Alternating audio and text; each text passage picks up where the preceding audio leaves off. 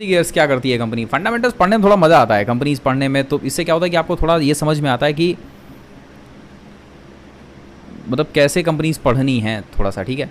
1800 करोड़ का market cap है, तो पहली बात तो ये कि भैया कंपनी थोड़ी सी भागी, ठीक है। तो मतलब ये अगर 300-400 करोड़ मिल गई होती तो थोड़ा अच्छा रहता। चलो कंपनी की वेबसाइट खोल लेते हैं, वो अलग बात है।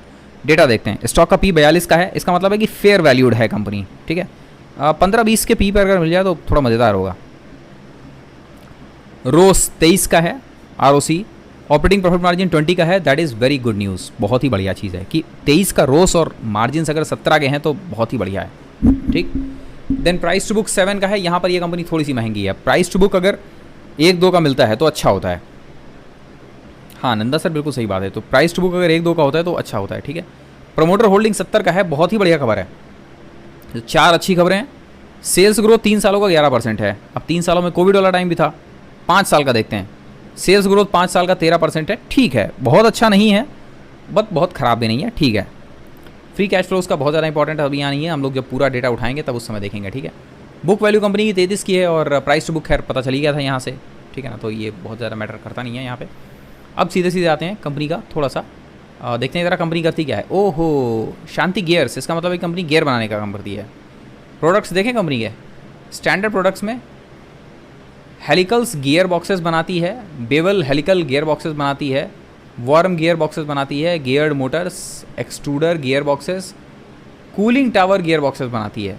मज़ेदार चीज़ क्या है कि अगर कहीं कंपनी का हमको प्रेजेंटेशन मिल जाए, ठीक है, जिसके अंदर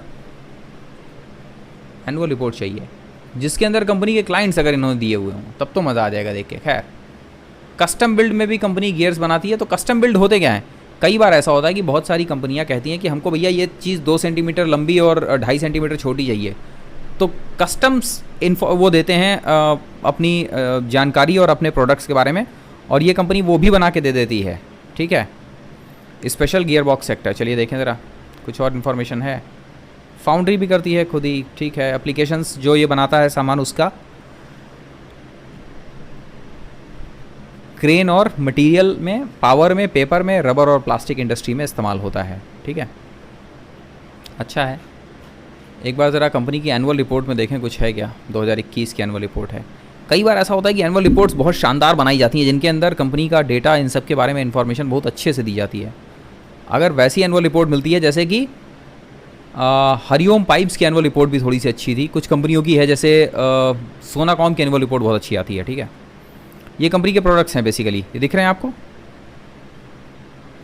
दिख रहा है कि नहीं? ये कंपनी के प्रोडक्ट्स हैं, किसी तरह का चार्ट पाई नहीं है, ठीक है, कोई बात नहीं। तो मोटा मोटी ये समझ में आ गया एक बार देखने से कि कंपनी भाई साहब किस तरह की है, लेकिन कंपनी के क्लाइंट्स की इन्फॉर्मेशन यहाँ पर अभी नहीं है, ठीक है। तिजोरी के अंदर देखते हैं कि शायद कंपनी के बारे में थोड़ी सी इन्फॉर्मेशन और मिल जाए। शांति गियर के बारे में बता दो भाई। कंपनी का नाम SHANTHI शांति है।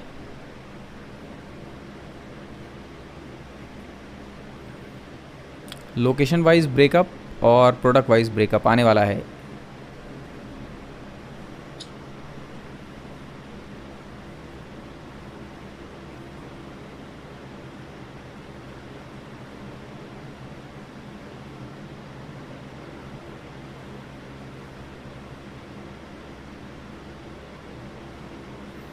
Just a minute friends.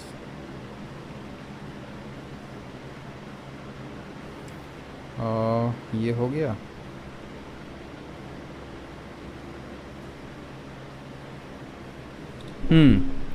Now gear boxes और गियर्ड मोटर से तकरीबन 96% कंपनी का बिजनेस आता है, और इंडिया के अंदर तकरीबन 92% का है, 7% बिजनेस अलग से है, ठीक है। लोकेशन वाइज ब्रेकअप में यूरोप, अमेरिका बहुत कम है, 92% तो इंडिया का ही है, ठीक।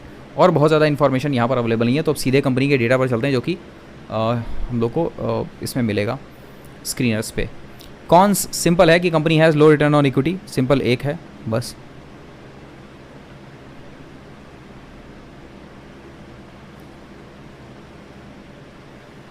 और इस कंपनी के पीयर्स में सोनाकॉम नहीं है, एंड्योरेंस है, ओके ठीक है। प्रॉफिट एंड लॉस ध्यान से देखिएगा इस स्टेटमेंट को। कंपनी का टॉप लाइन पे नज़र डालिए, 164, 183, 214, 242, 216, 337, that is good. Top line जो है कंपनी की, अगर उसको कायदे से देखिए आप तो 2016 से तकरीबन 2 गुना हुई है। 2017 से तकरीबन 50% का जंप हुआ है, 2018 से भी लगभग 50% का जंप हुआ है, तो टॉप लाइन ठीक ठाक बढ़ी है। कंपनी के ऑपरेटिंग प्रॉफिट्स 31, 36, 37, 41, 35, 27, 60 बढ़िया है। मार्जिन्स कंपनी के अप्रॉक्सीमेट करीब 20% से लेकर 15% के बीच झूलते रहे हैं। जब कोविड हुआ था उस समय कोविड के दौरान मार्जिन्स बहुत कम हुए थे, वो क्लियरली विजिबल है सामने, 14-12% के करीब। अदर इनकम कंपनी की ठीक ठाक है, जो कि कंपनी का जो मेन प्रॉफिट है, नेट प्रॉफिट, उसके कंपैरिजन में जो अदर इनकम है वो अच्छी खासी है भैया। नेट प्रॉफिट में अदर इनकम का पार्ट बहुत ज़बरदस्त है, कई बार तो 15-20% के करीब है, जो कि अच्छी खबर नहीं है। अर्निंग पर शेयर कंपनी की सिस्टमेटिक तरीके से बढ़ रही है, ठीक ठाक है ये खबर।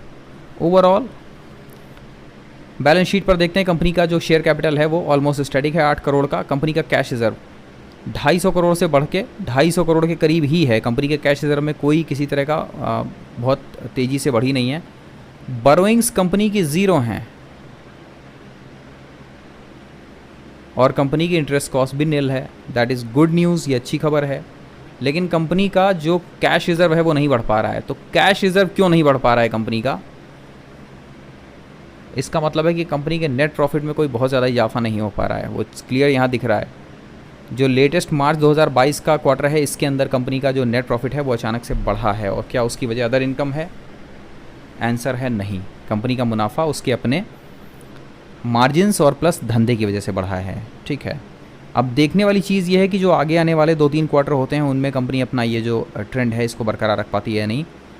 Return on capital employed company का 10 से 12% के आसपास रहता है। इस लास्ट वाले को छोड़ दीजिए क्योंकि इसके अंदर जंप अचानक से आया है, ठीक है। FIIs ने कंपनी के अंदर जो अपनी पोजीशंस थी वो हल्की की हैं, थोड़ी सी 4% के करीब था, 5%, वहाँ से थोड़ी पोजीशन हल्की की है। तो ओवरऑल जो कंपनी का अगर आप डेटा देखोगे तो ये डेटा देख के ऐसा लग रहा है कि भैया ये कोई मतलब आउटस्टैंडिंग टाइप नहीं है, इस मार्केट में ये आउटस्टैंडिंग टाइप रिजल्ट नहीं है, ठीक है ना। सबसे इंपॉर्टेंट चीज़ है कि सिस्टमेटिक होने चाहिए थे, और दूसरी चीज़ ये है कि थोड़े से अच्छे होने चाहिए थे, वो नहीं हैं। इसलिए पढ़ने को पढ़ सकते हैं, कुछ और करने लायक नहीं है तो भैया ये कंपनी पढ़ो, इसको रडार पे रखो और चार्ट्स पर अगर अच्छी मिलती है तो बाय कर लो, मतलब 2 गुना 3 गुना तो हो ही जाएगी, उतना रिटर्न निकाल सकते हो। लेकिन आप ये सोचो कि कंपनी ऐसी है कि यार बाय करके छोड़ दें बिल्कुल एकदम सुकून वाली ज़िंदगी, तो वो नहीं होना है इसमें। इससे फार बेटर फंडामेंटल्स हैं GPIL के, हेरेनबा के, AVT नेचुरल्स के, आपके हरिओम पाइप्स के, इससे बहुत अच्छे फंडामेंटल्स हैं।